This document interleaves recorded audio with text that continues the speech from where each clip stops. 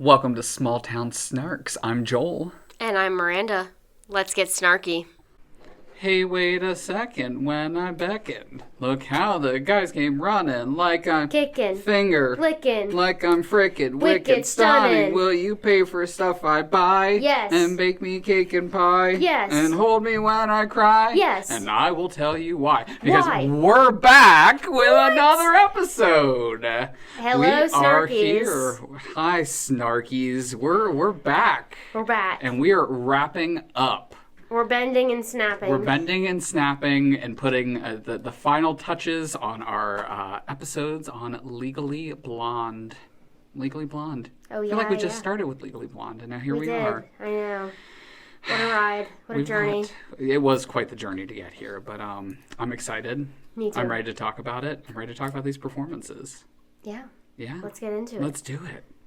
Where do you want to start? I mean, we talked about the excitement of Tech Week and, the movement of the walls and everything. I think we just jump right in with our thoughts on the show. Yeah. Yeah. I think that's the biggest thing to talk about. Yeah. Well, I mean, in preparation for this, I did revisit the show. Yep. And I was pleasantly and, very surprised by the performances in the show.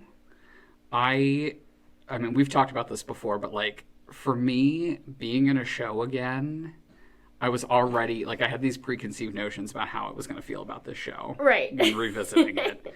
Because in my mind, I was like, wow, I definitely brought that show down. I'm surprised nobody asked for money back afterwards. Yeah, they were like, that guy. That guy. He was on stage for money back.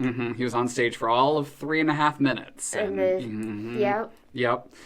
But I can say, just in general, it was so nice to revisit this show. From it brought up a lot of really great memories, and this was the first time that I had been backstage during a show up to this point. Yeah, I guess that's true. Yeah. I didn't think about that. Well, and so, I mean, we talked briefly about the fact that, I was supporting as stage manager, assistant directing. I don't quite remember what my terminology was for this show, but Right. Being backstage was such a unique experience that I hadn't had literally since high school. I Right. mean, it was so great to be I'd be helping you in the lobby prior to the show, and then 5 minutes beforehand, I'd run backstage and get into costume, and by the third song, there we went. Just went on with the show, and I remember those moments of getting into costume and standing in the wings watching the show happen. Yeah. And I was still getting the jitters from it of okay, great, I have to go out here. There's an audience out here. They're going to really love the show. We were very proud of the work that we had done up to that point. We knew it was a good show and people were going to have a great time. And seeing the show start, watching from backstage as the house walls came down during the opening number. Yep. Watching those early transitions was just it's so different to watch a show from that perspective when you've directed or supported directing a show. Did you help with those transitions? I can't remember. I did not. Okay. I did not, because I think when we were blocking them, we were orchestrating, you and I were both orchestrating everything. So my mindset was stay out of the way, because it had become such a muscle memory kind of situation. Right. So no, I wasn't helping backstage, but watching the walls come down, watching everything kind of happen was so impressive. So impressive from that perspective. I think looking back on it, and I do have a clip from that particular transition as we were testing it. Mm-hmm. And I'm sure if you were watching it from an audience perspective, because it was in the black, but you could still kind of make out what was happening. Seeing those walls come down looked crazy, right? Yeah. But as I watched how it looked, it actually, I was impressed by how controlled it was. It was crazy, and it was a crazy concept, and it had to happen very quickly, but it was actually very, very controlled and intentional. And I was definitely impressed by that because that was probably one of the most challenging transitions we have ever done, and that includes Grease. Mm-hmm. Oh, for sure. And I mean, we talked about it in a previous episode, but like orchestrating that during Tech Week and like figuring out the way to make that happen was just like the tip of the iceberg for the transitions in this show. Right. Right. And it kind of felt like after that transition happened, there wasn't anything stopping the show. With it being that big of a moment, it happened, and as soon as it happened, it was going to be smooth sailing from there. That was definitely one of those, like, hold your breath moments. Oh, like, for me sure. watching from back of the house, it's exactly how you described it. I was like, okay, if they can make it through this, they can make it through the rest of the show. Mm-hmm. And that moment happened so early on in the show, too, that it's just like, you're just holding your breath, and after it happened successfully, you just kind of exhale, and you're like, all right. Mm-hmm. The train is going, and it is on the tracks, and I think we're going to be okay. Exactly. Yeah, so I mean, watching that moment from backstage and then getting to go on stage, first off, I mean, we just, we recently spoke with Jen about, being on stage, and like her and I were acting off of each other, and like, in a moment like that, and when you're in a comedy, working with someone that you respect and like have such like, that your working relationship is so good that like, it's a blast. Right. It's an absolute blast. And I'm sure in high school, too, you never would have guessed in a million years that you would be on stage working opposite Jen. No, absolutely not. And I'll just say, I mean, some of my other my personal memories from this show and from these performances, I mean, walking out on stage for the first time and having those moments and, like, being such an integral part of the beginning of that number. But then, as soon as that number, as soon as I went out as Elle Woods' father, I came backstage immediately after, had a quick change, and then went on as a Harvard Law School admissions, director or whatever that character's, title is.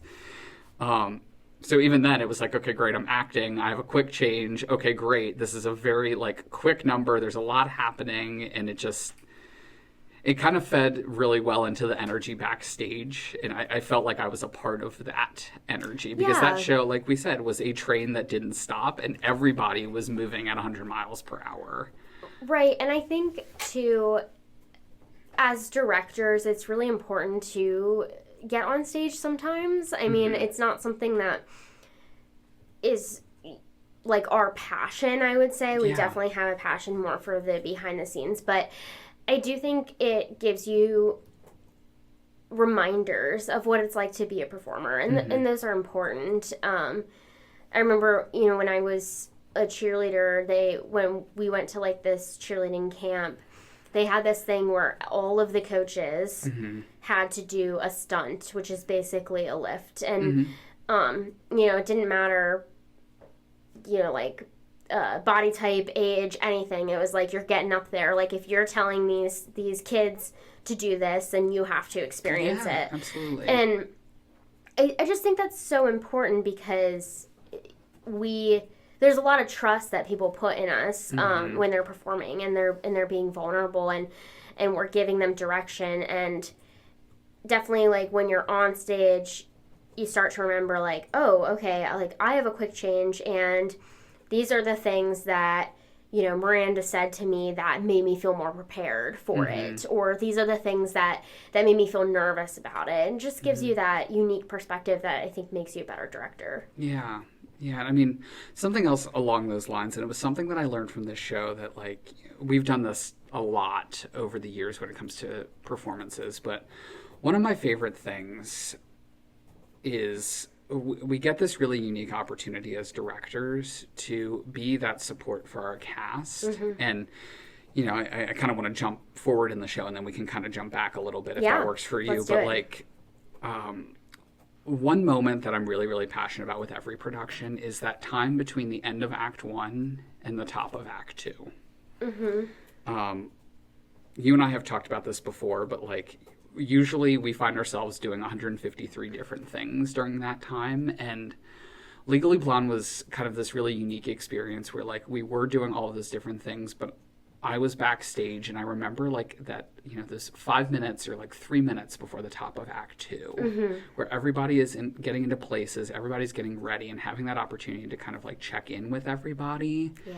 And also like going through and making sure that everything was preset and ready to go, and working with our technicians to make sure that we were ready to go with the show. And what I've discovered about that time, specifically what I remember from Legally Blonde, is going backstage and just checking in with everybody. So the top of Act 2 for Legally Blonde was whipped into shape, and everybody was on stage with their jump ropes getting ready for the top of the show. And all of our Harvard, Elle Woods and Professor Callahan and all of the other law students were up on the second platform. story. Yeah. And it was so magical to me to be able to be with them as they were all getting into character right before going on stage, and like just checking in and having that moment with them, and like making sure everybody was okay, making sure everybody was ready to go, that there were no concerns. And there was just like this jolt of energy of like, okay, this is a group of professionals really getting ready to go out and have this moment with the audience.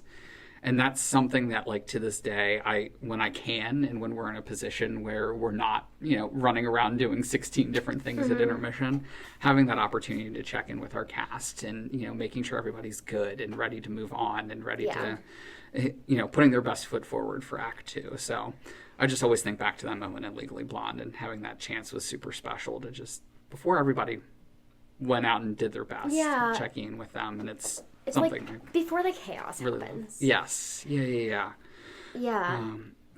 I love that. And I think too, it's, we always try our best with shows to carve out time, no matter how busy we are, to check in with our peeps, before the show and at intermission.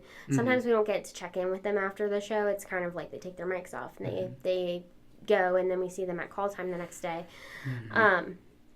But I think that's something I've realized so much about directing, is a lot of it is coaching, right? Yes, absolutely. And the more professional, like actual professional you get, like when you get to, Broadway level, your director isn't there for every performance. I mean, they direct the show and then they leave. And I kind of view it as, we direct our actors, and then once we get into performance mode, we turn into coaches. Yeah, absolutely. And there's a lot of similarities, but there is definitely a shift of like, once we're in performance mode, our job as directors is done, and we're more coaches and motivational speakers, actually. Like it's all about gauging the vibe, going up to them, telling them you can do this, pumping them up, telling them you've got a great crowd out there. You've got people dressed up in costumes. You have people that brought like stuffed animals of characters of the show. But also, something goes wrong in Act 1, gauging that, going back during intermission, checking in with people, building them back up so they can get through Act 2. One of my favorite moments that I've had with you working on shows is when we do 2 show days and we have to turn the show around. Oh, yeah.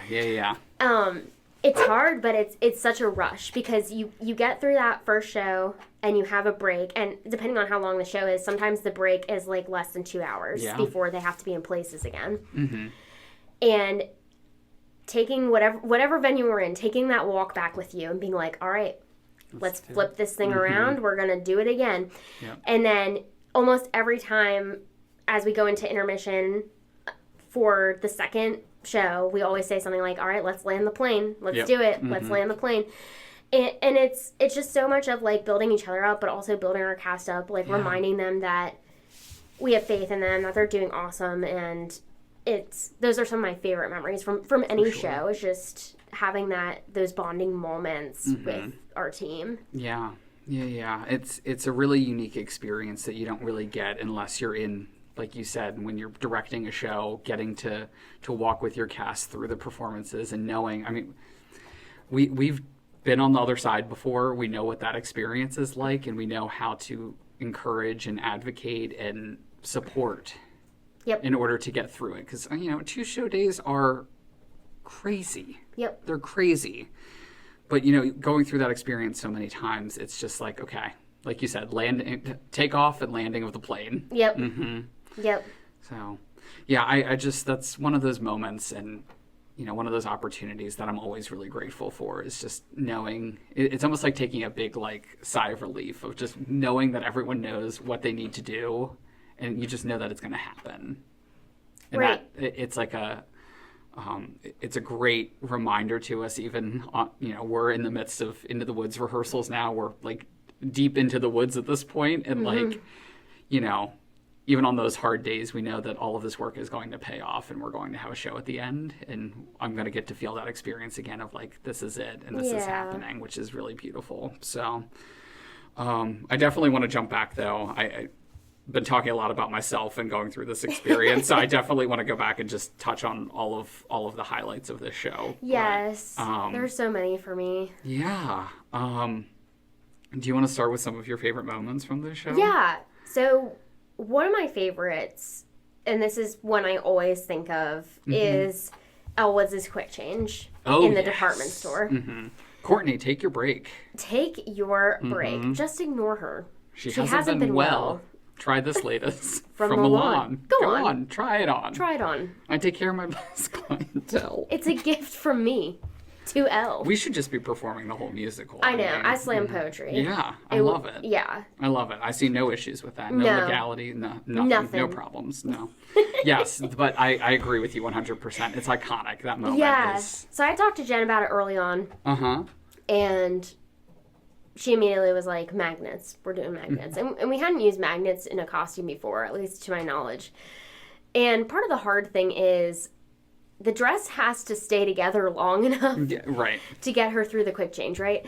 So you see her, and she's in this dress, and she has her other dress underneath.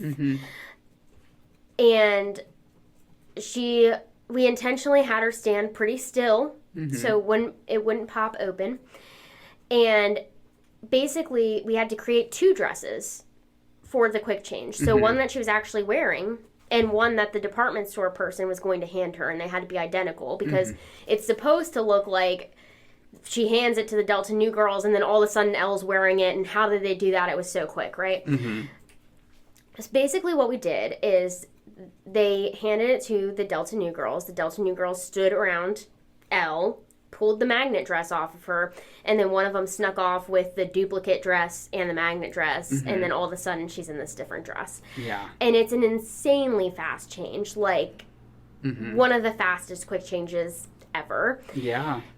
And one of my favorite moments is when we can get applause for something like that. Like, getting applause for costume or for set piece, whatever, is rare.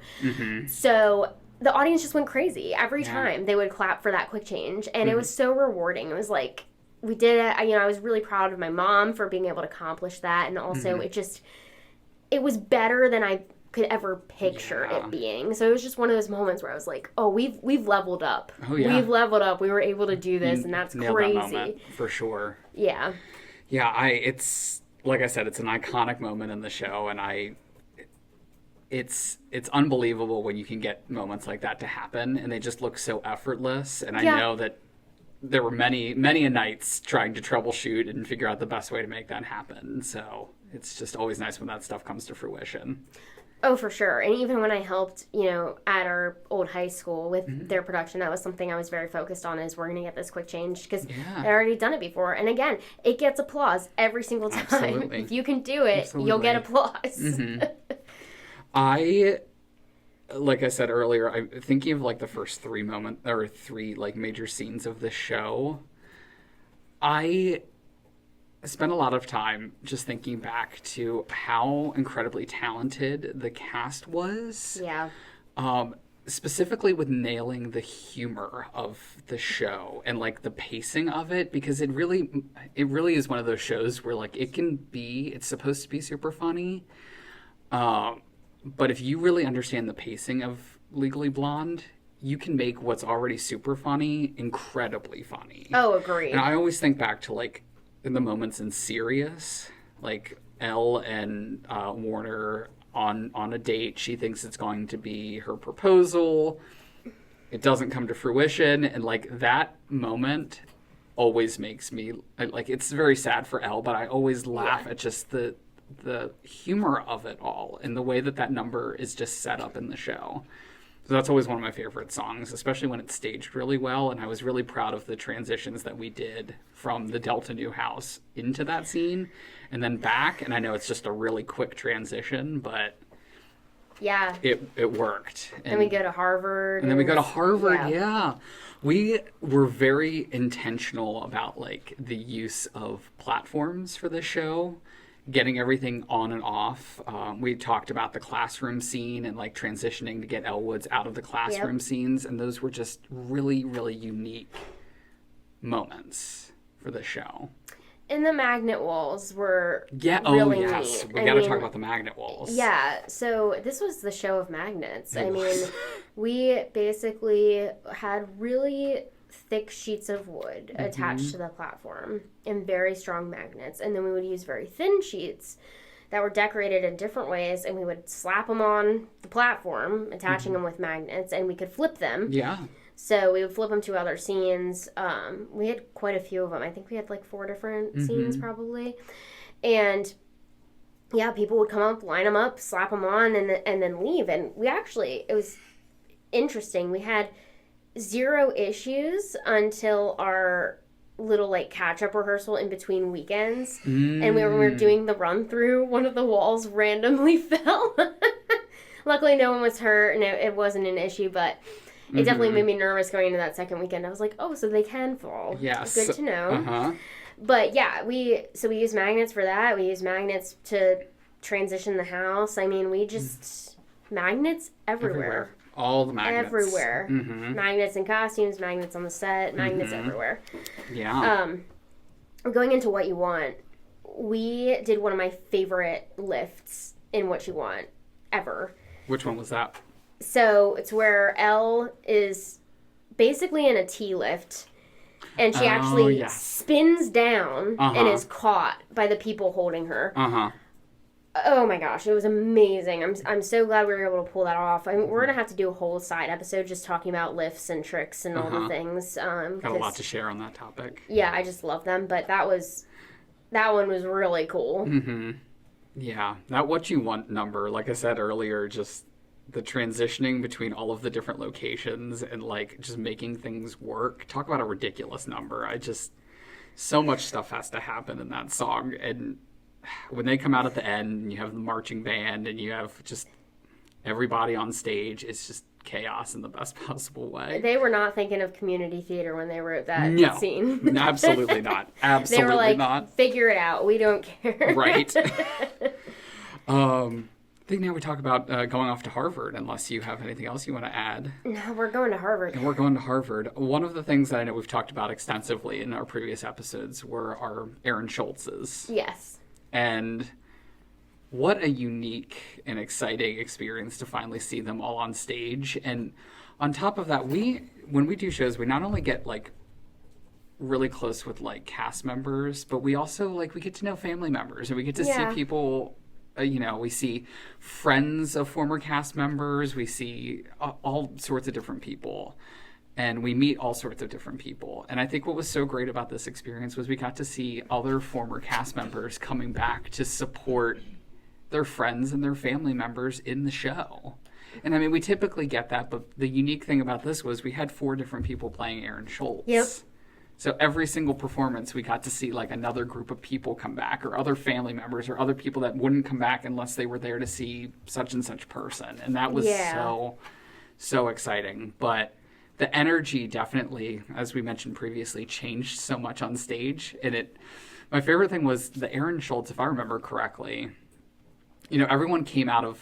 I remember there's a moment in one of the scenes. I don't know if it was on their first entrance or if it was later in the first act, but I remember everybody coming out of the door that was at center stage, all of the students coming out of the door at center stage, and it was always just super magical at each performance to see a different Aaron Schultz just walk out that door, and it's like, oh my gosh, okay, it's different, it's a different experience, but it's the same show. Yeah. And that was just a really, really cool thing. And it really did just change the dynamics in a good way of every performance. It was something was always slightly different, or someone wasn't always in the exact same spot or in the exact same area. I mean, it was generally the same area, but it was just slightly different each time. Right. It also allowed us to give opportunities to more people, which I always love. And like we talked about, it definitely felt like a gamble. Like having 4 people share roles, it was a little bit intimidating. Mm-hmm. But like you said, getting to see, you switched it up every performance. Yes. And getting to see that and experience the different things they brought to the show is really, really cool. Mm-hmm. And I mean, of course, we talked about, the transitions and Blood on the Water, but that, to this day, probably one of my favorite transitions we've ever staged ever. Getting her kicked out of the classroom. Getting her kicked out of the classroom. I mean, the chair, like everything was on platforms. It spun around at the perfect time. Everyone ended up where they needed to be. And then by the time that number was over, the lighting was just so Elle could be seen and everyone else could just vanish. It was so good. It was beautifully done. Beautifully done. Yeah. We used a lot of circular motions for our transitions in this show, which were very, very effective. But yes, that's up there on one of my favorite transitions. There's a few in this show that are up there. Some really great transitions in this show. I do want to talk about I'm on Chip on Your Shoulder. I don't know if you have anything else from prior to that number, but I don't think so. I just personally, I think about the transition into Elle Woods' bedroom very, very regularly. And I think it's because, if I remember correctly, I was part of that transition and getting everything out on stage. Okay. And specifically the bed. Yes. Do you remember the bed? Not vividly, but I would love to hear what you remember. Yeah, so the bed was like one of those beds that like folds out. Oh, it was a cot. Oh, it was a cot. We borrowed it from my grandparents. Oh, okay. Yeah, I do remember now. Mm-hmm.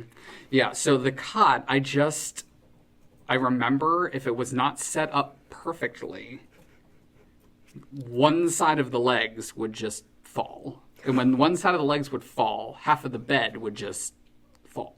Oh, no. Unfortunately, no one ever sat on the bed. It was just there for set decoration. That's good. Yes, but I remember being very particular about the bed and making sure that it was set up correctly, and I still feel like for one of the performances it just took a tilt. But wow, I didn't remember that, but that's stressful. Mm-hmm. Yeah. Would have been more stressful if someone actually put their weight on it. Luckily, we didn't do that. So true. I also remember from that number, blocking it but seeing it on stage. There's this moment where Emmett is walking around Elle's room talking about all of the things that she should get rid of and focus more on her school books. Yep. And I can say this definitively, Emmett really just went there and just started throwing away everything.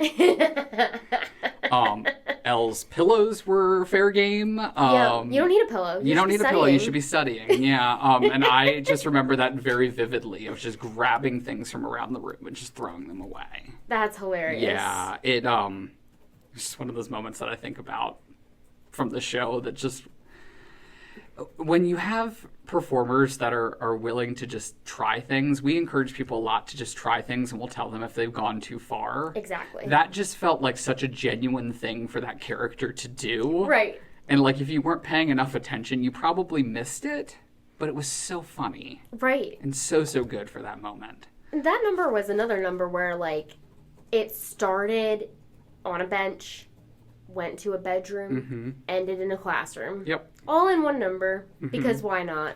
Mm-hmm.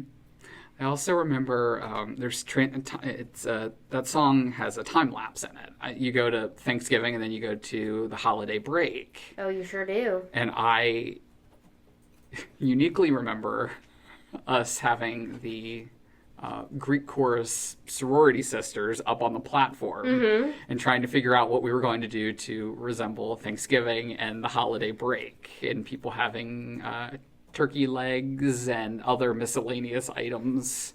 We had turkey hats. We had all sorts of different things for those. Turkey hats were fun. Yes. So that was always a really fun number too, and ridiculous.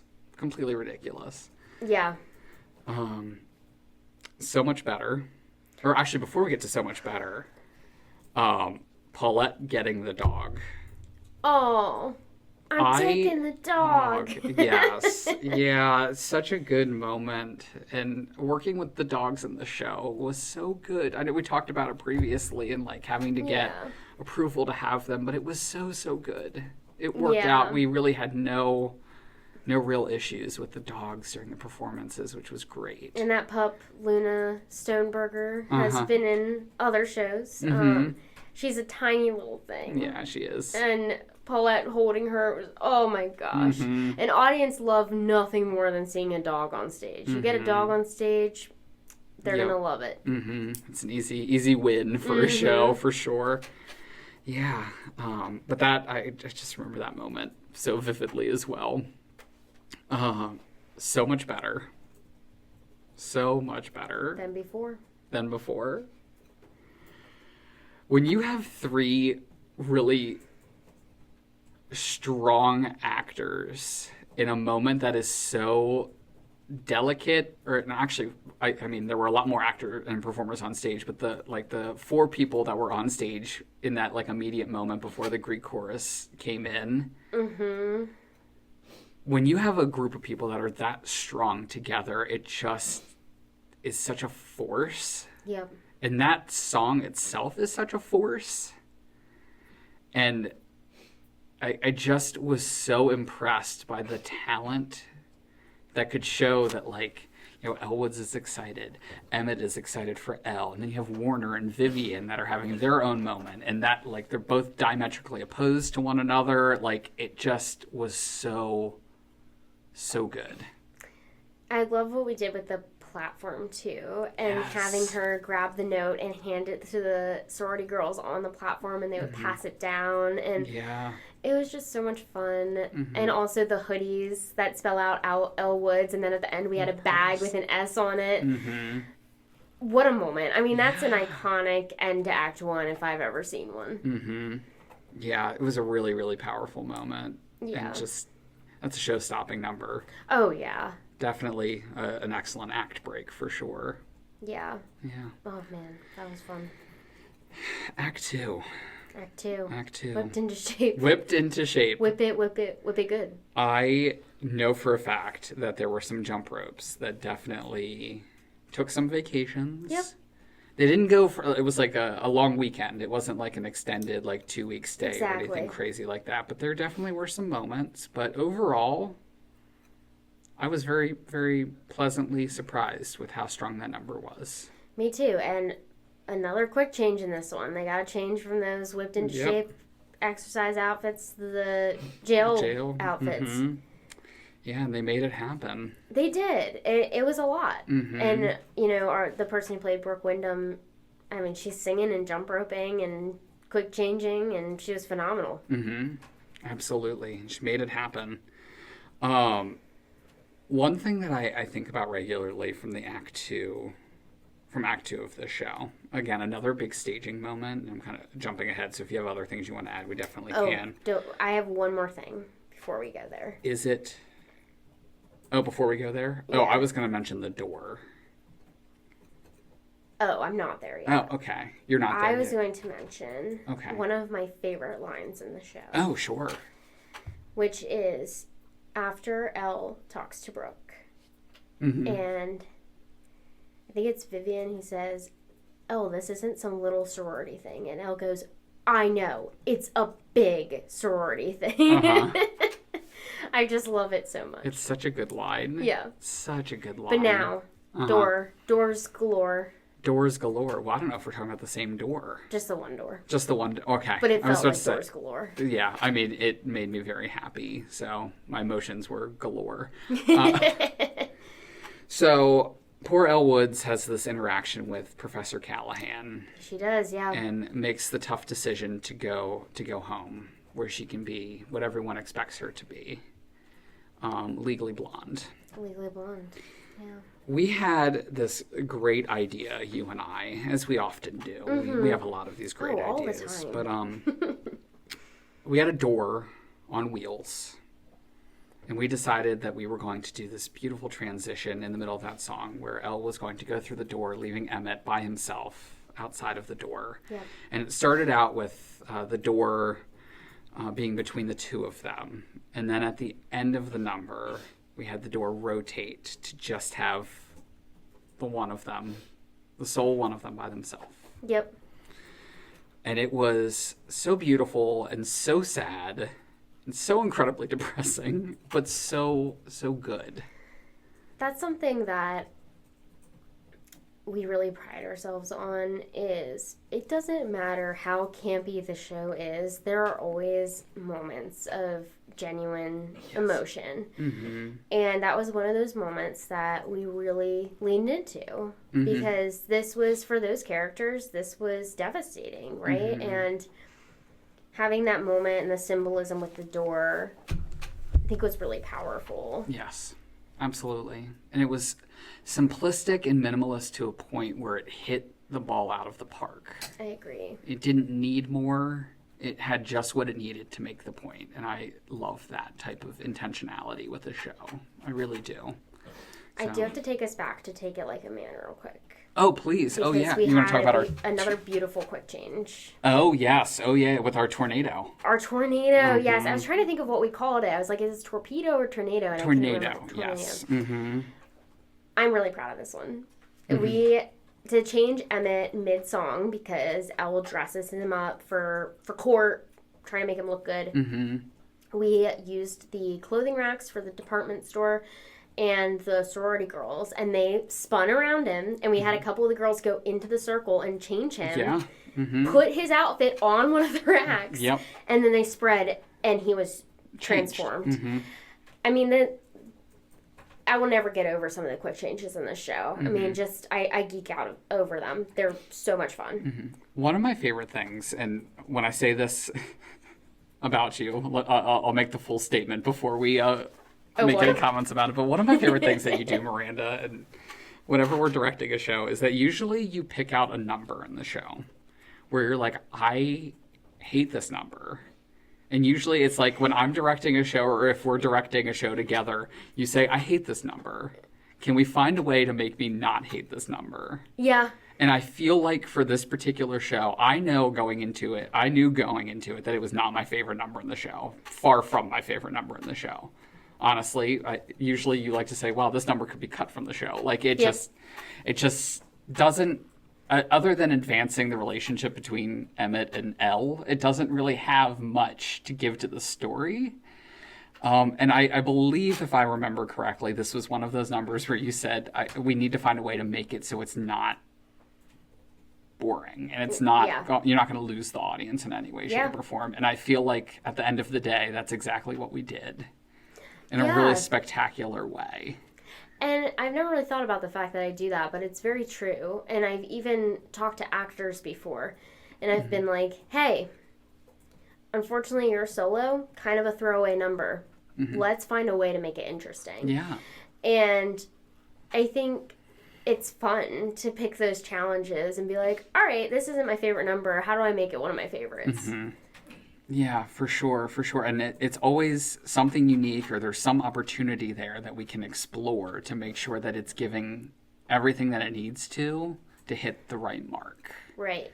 And that's always a fun process to go through, especially when we know early on, like, okay, this is going to be a challenging number, but we're going to find a way to get there. Exactly. And I feel really proud in like this moment to say that number became one of my favorite numbers in the show because of that work. So yeah, it's gorgeous. I was very, very happy with how it turned out. For sure.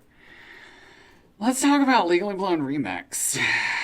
This number, talk about a marathon. You're telling me. I know. I didn't even have to do an Irish jig. We definitely did do some Irish dancing. I know we've talked about like this experience in the process of picking up choreography again. During this time, I was not in the best shape of my life. And I appreciated every day that you said, I know you have concerns about that, but you're going to do it. Yep. And if it doesn't look good, And we say this all the time. If it doesn't look good, we're going to fix it. Yep. And I can say definitively, we did it, and with very minimal to no changes. And I'm very proud of that statement and that point to this day. Yeah. That number, like you said, was a marathon.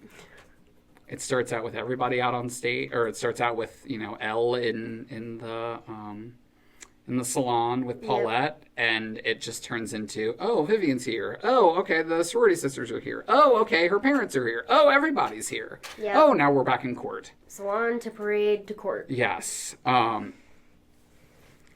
I remember just from the beginning of that number coming out with, that was my first time on stage after the third number. Like, I went from the third number to coming in 2 songs before the end. Oh my gosh, I had forgotten about that. And I just remember, like, being stage right and getting ready to go running out with Jen. And I have my camera. And just, it literally felt like jumping back onto a moving train in that moment of like, oh gosh, okay. The story, I'm not necessarily critical to the story, but I got to be there. I got to be there. I don't want to miss the train. And you jump in. Keep it moving. And that number, boy, did it keep moving. And I to this day, as much flack as I give myself, I feel like now I give myself more grace for that of like, it was a tough number and it happened. And I couldn't be prouder of the work that everybody else did in that number and the work that I did in that number. And like, it happened. And another thing with that too is we did have that big diagonal line. Mm-hmm. And our rehearsal space was small, so it was pretty impressive that we were able to move into a big venue and space that correctly. Mm-hmm. And that was definitely a challenge. And I love when they go into the courtroom and that whole moment, and Vivian's back the hell out of her way. Yeah, that Mister, moment. You're fired. What? Yeah, That's amazing. Vivian's high note, incredible. Like, it was just such a moment. Yes. And then we go to a bathroom. Mm-hmm. We go to the scene of the crime. We do go to the scene of the crime. It's a whole thing. We're on our way to the scene of the crime. Mm-hmm. Yeah, I mean, that transition of, I still think of it all the time, of, we had the courtroom, and it was a large square platform. Yep. That barely fit in the wings. Barely fit in the wings. One side of it was the judge, and the other side was the bathroom. Yep. And in that quick transition, we had to rotate the platform and then push it down stage. Yep. And it happened. And remove all the benches. And remove all the court. benches. Yes. Yes. Yeah. It was quite the experience up there in that moment. Yeah. Yeah. It was a good time. And another thing that I'm proud of too was the moment after that scene of the crime, when Warner goes to, spoilers, if you haven't seen Legally Blonde, watch it. Yeah. Skip ahead like 30 Stop listening seconds. right now. Stop listening, and watch go it, watch come it, back. and then come back. Exactly. But he goes to propose to Elle, and I remember working one-on-one with those two performers, and we talked a lot about forgiveness and feeling lost. And I remember, with a show like Legally Blonde, it's so easy to take it very surface level, and we were definitely diving deep into why he was making this decision and why Elle was responding the way she did. And I remember we decided that if there were to be like a sequel that's not Legally Blonde 2, not focused on Elle, it would be Warner's story, because he's basically starting where Elle started. Yeah. He's ending the show where Elle started. And what does that look like for him? And we spent so much time thinking through those things, and having that moment between the two of them of forgiveness, I think was just, it just made the show more grounded. Absolutely. And I was really happy with how that turned out. Puts more thought into it. Right. Yeah. Right. It gives it a little bit of something extra. Exactly. Exactly. I love that. The final number. Let me tell you my two gripes about the final number. Oh, you ready? I can't wait. Yeah. So the first one being, we had folding chairs. Oh, we sure did. I have never been to a Harvard graduation before, but I can guess that they probably don't have metal folding chairs. Probably not. But it worked. It worked out well. We had enough chairs for everybody. Where my problems came in, both of them being my fault. One of them being all of these metal chairs were loud and did not store nicely backstage. And there were many, many, many, many times where we had to pass them out backstage during that quiet moment you were just describing, very softly passing them.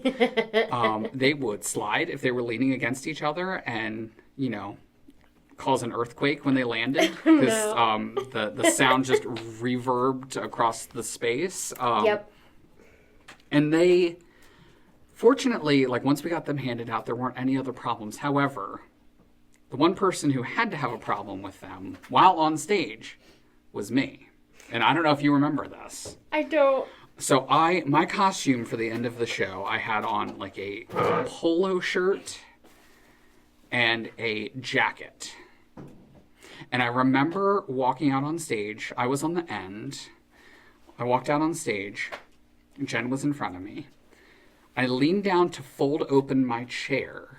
And the corner of my jacket got caught in the chair. And it didn't just get caught in the chair. It was stuck. And I don't know if this was the last performance or it was it was during the second week of shows. I'm standing on stage. My jacket is caught in the chair. And it's, of course, the corner that is the wrong side for me to be able to sit down in the chair. So I'm just sitting there just fighting with the chair. And I'm fighting with the chair. Everyone else by this point is seated. The song has gone on, and I'm just standing there with the open chair. And then it takes me too long, and this is what really makes me upset. It took me way too long to realize that all I had to do was just take the jacket off of my shoulder. Right. And then I could sit down. Right. So I'm just standing there. I'm just standing there. I'm watching graduation, and I'm like, oh, this is so great. Oh, look how happy they all are. And I'm just the weirdo with the chair caught on his jacket. What feels like 4 hours later, I'm sure it was 15 seconds, I finally get the realization that I need to take the jacket off and then sit down.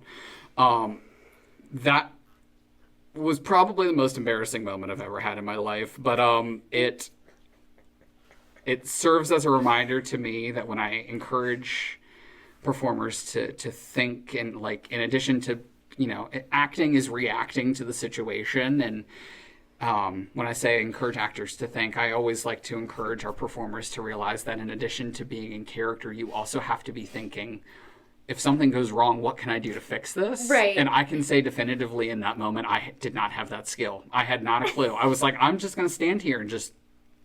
Elle's graduating. I'm thrilled for her. And I love this chair. So much so that I can't sit. Yes. Yes. Well, if it makes you feel any better, I didn't remember that until you told me. There's some things that just stick with you, like a chair to your jacket. Yeah, so... Incredible. Yeah. Were there any other thoughts that you had from the performances themselves? My main one is just that I loved the forming of the heart with the graduation hats. Oh, yeah. So cute. Yeah. That reminds me, I don't know if you still have this. I keep everything when people give us stuff from a show. Yes, I me keep too. everything, and I'm sure you know where I'm going with this, but the cast had signed for us our own mortar boards. Yep. After the show, and I still have that on my desk at home as just like a reminder from this show. It's one of my favorite show memory and items that I have. Yes, I love that. I have little bulletin boards where I pin all my notes and everything that I've gotten. Mm-hmm. But yeah, the show was a blast. It was. And I do have a couple stories post-show, but did you have anything else from this show that you want to talk about? I really feel like I covered everything. It was, as I've been saying, it was a really great time to be on stage, a really good learning opportunity to be back on stage again. It's definitely a show that I look back to and I'm very fond of, and I have the memory, I could go, if every theater company were to do Legally Blonde at the same time, I would go see it 50 times. You can never go see Legally Blonde and not have a good time. That's true. And all of them are very different. They tackle the problems very differently. Yeah, but I mean, I always also joke about this, but like if there's ever a musical that I need to just like recite from memory, I think it's Legally Blonde. I could sing every song. It's just, the songs are that great. The story is great. And, you know, we really put on a incredibly solid production of the show. I agree. I'm really proud of. But I really would love to talk about your post-show stories. Oh, yeah. Here we go. Yeah, okay. So, I don't know if you remember this, but you came over to my parents' house, which I was still living there at the time, to drop off your script. And I was about to go on a family vacation with my parents. We were about to go to Florida. Okay. And I had gotten an email from someone that we're going to call Karen. Okay. And I had gotten an email from this person. Mm-hmm. And they said, hey, I saw Legally Blonde. I loved it. I'm from such and such company that I won't name. And we're looking for a venue. You're looking for a venue. Let's figure this out together. Mm-hmm. And this was the beginning of a very long saga that we will get into. And we will carry on through. I do remember that moment happening. Mm-hmm. And at the time, based on the email, you were like, oh my God, she's just like you. Mm-hmm. She's got the same goals. I'm so sorry I ever said that. I know, I don't remember saying that, but I definitely believe that I did. Well, we didn't know. We didn't. We didn't know what was coming, and we have so many stories about what is to come. But that was the initial contact that I had from Karen for what is going to be a long, challenging time with Karen. Karen is becoming a series regular. Oh, she is. Buckle up, podcast. Everyone. Buckle up. Mm-hmm. But I had gotten that email, so that was the first point of contact there. And I was excited. I was like, oh my gosh, another person who wants a space. We're going to figure this out. And at the time, I just graduated college. We had been doing one show a year. I really wanted to move into full season. So it seemed like the perfect time to be doing something like this. So I was super excited about it. Little did I know. Mm-hmm. Oh. But that's just a teaser. Long story. Long story. But we were road tripping to Florida. Mm-hmm. And I needed to return the scripts. I had the box of Legally Blonde scripts in the back of the car. Mm-hmm. I was erasing them on the way to Florida. Mm-hmm. And once I had them erased, we found a Staples with a UPS, and I dropped them off. Oh my gosh. On the way to Florida. So that was how down to the wire my life and tasks were at that point. But yes, that is a teaser. More Karen is coming. But buckle up, everybody. Joel, I don't know about you, but after this episode, I feel so much better than before. I also feel so much better than before. And you'll just have to let me be. Legally Blonde. Legally Blonde. We have so much more to discuss here on the podcast, but I'm ready to say that is the end of our Legally Blonde main stage full production story. It is, and I'm kind of sad about it. I am a little bit too. I am too, but we will be talking about Legally Blonde again.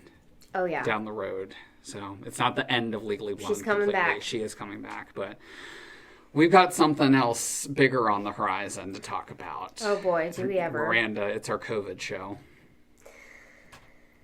Are you buckled up? I'm